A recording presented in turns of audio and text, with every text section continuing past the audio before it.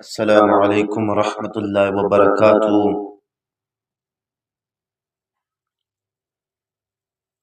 جی الحمدللہ وکفا والسلام علی عبادی الذین اصطفا، اما بعد فاعوذ باللہ من الشیطان الرجیم، بسم اللہ الرحمن الرحیم۔ جی الحمدللہ، ہمارے اور آپ کے آج کا تفسیر سیرت مصطفیٰ صلی اللہ علیہ وآلہ وسلم خاتم النبیین کا جو سبق ہے، جو کلاس ہے، جو عنوان ہے آج محسن انسانیت صلی اللہ علیہ وآلہ وسلم کا حسن سلوک ازواج مطہرات رضی اللہ تعالی عنہن کے ساتھ۔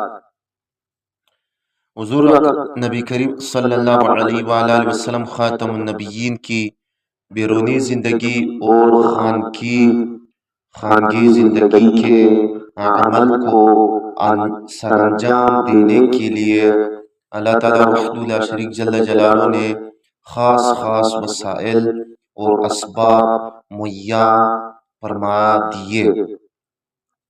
چنانچہ نبی کریم صلی اللہ علیہ وآلہ وسلم خاتم النبیین کے سامنے ایسے دو جماعتیں تھیں جنہوں نے اس ضروری فرض کو ایسی خوش اسلوبی اور احتیاط کے ساتھ پائے تکمیل کو پہنچا دیا کہ ساری دنیا کے سامنے حضور نبی اکرم صلی اللہ علیہ وآلہ وسلم خاتم النبیین کی تمام زندگی اور خلوت و جلوت کی ایک مکمل تصویر رشد و ہدایت کے لیے موجود ہے۔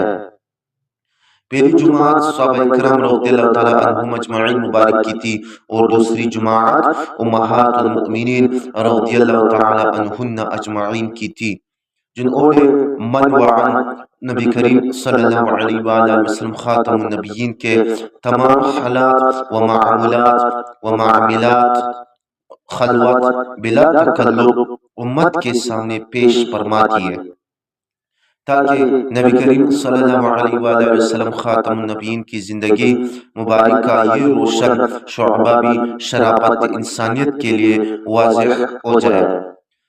ازدواجی معاملات اور معاملات نبی کریم صلی اللہ علیہ وآلہ وسلم خاتم النبیین ازواج مطہرات کے حقوق میں پوری مساوات و عدل ملحوظ رکھتے تھے، کسی طرح کا فرق نہ کرتے تھے۔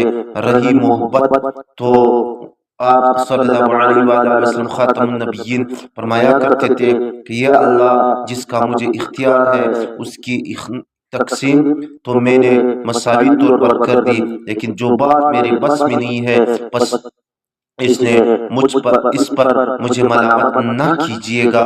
اختیاری چیز سے مراد معاملات و معاشرت، اور غیر اختیاری بات سے مراد محبت و میلان طبع۔ نبی کریم صلی اللہ علیہ وآلہ وسلم خاتم النبیین نے طلاق بھی دی، لیکن پھر رجوع فرمایا۔ 1 ماہ تک ازواج مطہرات رضی اللہ تعالیٰ عنہن اجمعین سے الہ بھی کیا تھا۔ الہ کے معنی یاد رکھو، الہ کیا کہتے ہیں؟ الہ کے معنی ہے کچھ مدت تک علیحدگی بغیر طلاق کے۔ آپ صلی اللہ علیہ وآلہ وسلم خاتم النبیین کے ازدواجی تعلقات حسن معاشرت اور اخلاق کا اعلیٰ نمونہ تھا۔ ام المؤمنین حضرت عائشہ صدیقہ رضی اللہ تعالیٰ عنہا و عنہن اجمعین مبارک کے زانوں سے ٹھیک بھی لگاتے تھے، اسی حالت میں قرآن کریم کی تلاوت بھی فرماتے۔ کبھی ایسا بھی ہوتا کہ وہ ایام سے ہوتے مگر نبی کریم صلی اللہ علیہ وآلہ وسلم خاتم النبیین ان کی طرف التفات فرماتے۔ ایسا بھی ہوتا کہ بحالت صوم تقبیل کرتے۔ یہ سب نبی کریم صلی اللہ علیہ وآلہ وسلم خاتم النبیین کے اپنی ازواج مطہرات رضی اللہ تعالی عنہن اجمعین مبارکہ کے ساتھ حسن سلوک اور لطف و کرم کا نتیجہ تھا۔ توجہ سے بیٹھے۔ جب آپ سفر کا ارادہ کرتے تو ازواج مطہرات رضی اللہ تعالی عنہما کے درمیان قرعہ ڈالتے، جس کے نام پر قرعہ نکل آتا، وہی ساتھ جاتے پھر کسی کے لیے کوئی عذر نہ رہ جاتا۔ جمہور کا بھی یہی مسلک ہے۔ نبی کریم صلی اللہ علیہ وآلہ وسلم خاتم النبیین فرمایا کرتے تھے کہ تم میں سب سے بہتر وہ ہے جو اپنے اہل خانے کے ساتھ سب سے بہتر سلوک کرتا ہو، اور میں اپنے اہل خانے کے ساتھ تم سب سے بہتر سلوک کرتا ہوں۔ جب نبی کریم صلی اللہ علیہ وآلہ وسلم خاتم النبیین نماز عصر پڑھ لیتے تو تمام ازواج مطہرات رضی اللہ تعالی عنہن اجمعین کے گھر میں روزانہ تشریف لے جاتے، ان کے پاس بیٹھتے، ان کے حالات معلوم کرتے۔ جب رات ہوتی تو وہاں تشریف لے جاتے جہاں باری ہوتی، شب وہی بسر کرتے۔ ام المؤمنین حضرت عائشہ صدیقہ رضی اللہ تعالی عنہا فرماتی ہے کہ نبی کریم صلی اللہ علیہ وآلہ وسلم خاتم النبیین باری کی اتنی پابندی فرماتے کہ کبھی ہم میں سے کسی کو کسی پر ترجیح نہ دیتے، اور ایسا شاذ و نادر ہی ہوتا کہ آپ سب ازواج مطہرات رضی اللہ تعالی عنہن اجمعین مبارک عنہن اجمعین کے یہاں روزانہ تشریف لے گئے ہوں۔ ایک بار حضرت صفیہ رضی اللہ تعالی عنہا نے ام المؤمنین حضرت عائشہ صدیقہ رضی اللہ تعالی عنہا وعنہن اجمعین مبارکہ سے کہا، اگر تم نبی کریم صلی اللہ علیہ وآلہ وسلم خاتم النبیین کو مجھ سے راضی کر دو تو اپنی باری تم کو بخش دوں گی۔ انہوں نے کہا کہ اچھی بات ہے۔ چنانچہ حضرت صفیہ رضی اللہ تعالی عنہا کی باری کے دن ام المؤمنین حضرت عائشہ صدیقہ رضی اللہ تعالی عنہا وعنہن اجمعین مبارکہ آپ صلی اللہ علیہ وآلہ وسلم خاتم النبیین کے پاس حاضر ہوئے۔ آپ صلی اللہ علیہ وآلہ وسلم نے فرمایا ام عائشہ رضی اللہ تعالی عنہا تم کیسے آ گئے؟ واپس جاؤ، یہ تو صفیہ رضی اللہ تعالی عنہا کی باری ہے۔ انہوں نے جواب دیا کہ اللہ تعالیٰ جل جلالہ کا فضل ہے، جسے چاہتا ہے دیتا ہے، اور سارے واقعات حرز کر دیا۔ نبی کریم صلی اللہ علیہ وآلہ وسلم خاتم النبیین حضرت صفیہ رضی اللہ تعالی عنہا وعنہن اجمعین مبارکہ سے بہت خوش ہو گئے۔ نبی کریم صلی اللہ علیہ وآلہ وسلم خاتم النبیین رات کے آخری اور پہلے ہر حصے میں ازواج مطہرات کے پاس جایا کرتے تھے۔ آپ صلی اللہ علیہ وآلہ وسلم خاتم النبیین کبھی غسل فرما کر سوتے اور کبھی وضو کر کے سو جاتے۔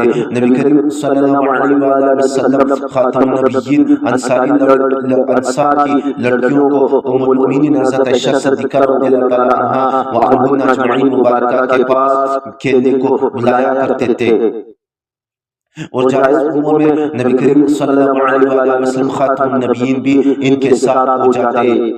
اور جب ام المؤمنین حضرت عائشہ صدیقہ رضی اللہ تعالی عنہا وعنہن اجمعین مبارکہ پانی پیتے تو آپ صلی اللہ علیہ وآلہ وسلم خاتم النبیین ان کے ہاتھ سے پیالہ لے کر وہی لب مبارک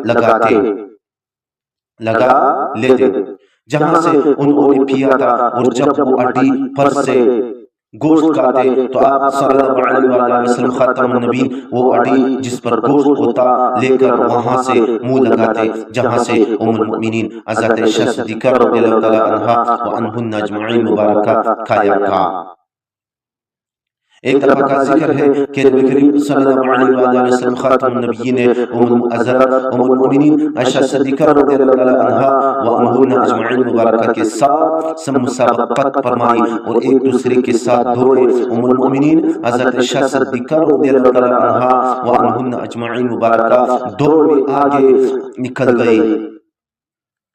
پھر کچھ زمانے کے بعد دوسری مرتبہ دوڑ ہوئی تو ام المؤمنین حضرت عائشہ صدیقہ رضی اللہ تعالی عنہا وعنہن اجمعین مبارکہ سے حضور صلی اللہ علیہ وآلہ وسلم خاتم النبیین آگے نکل گئے۔ وجہ یہ تھی کہ پہلی مرتبہ ام المؤمنین حضرت عائشہ صدیقہ رضی اللہ تعالی عنہا وعنہن اجمعین مبارکہ عام جسم کی تھے، دوسری باری کے وقت باری جسم ہو گئی۔ حضور پاک صلی اللہ علیہ وآلہ وسلم خاتم النبیین نے فرمایا پہلی مرتبہ مجھ سے تمہارے آگے نکل جانے کا، آج تم سے میرے آگے جانے کا بدلہ ہے۔ بعض اوقات ازواج مطہرات رضی اللہ تعالی عنہن اجمعین مبارکہ ادھر ادھر کے قصے یا گزرے ہوئے واقعات بیان کرتے تو نبی کریم صلی اللہ علیہ وآلہ وسلم خاتم النبیین برابر سنتے رہتے اور خود بھی کبھی اپنے گزشتہ واقعات سناتے۔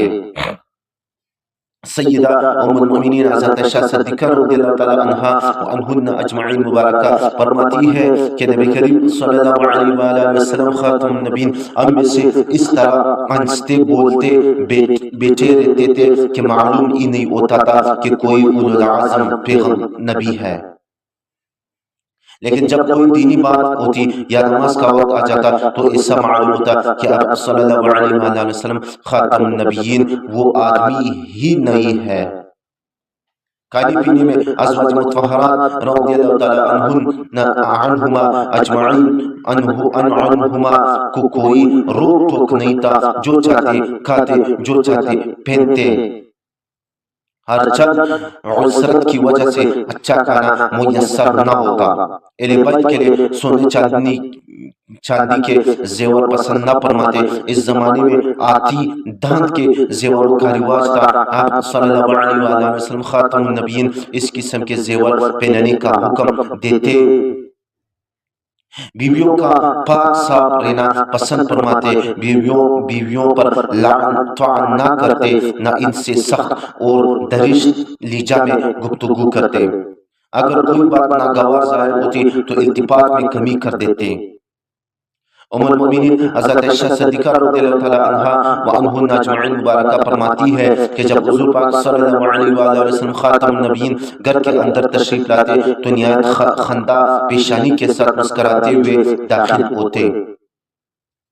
جی الحمدللہ ثم الحمدللہ، ہمارے اور آپ کے آج کا تفسیر کا جو سبق سیرت مصطفیٰ صلی اللہ علیہ وآلہ وسلم خاتم النبیین کا جو کلاس ہے وہ اختتام پذیر پہ پہنچ گیا ہے۔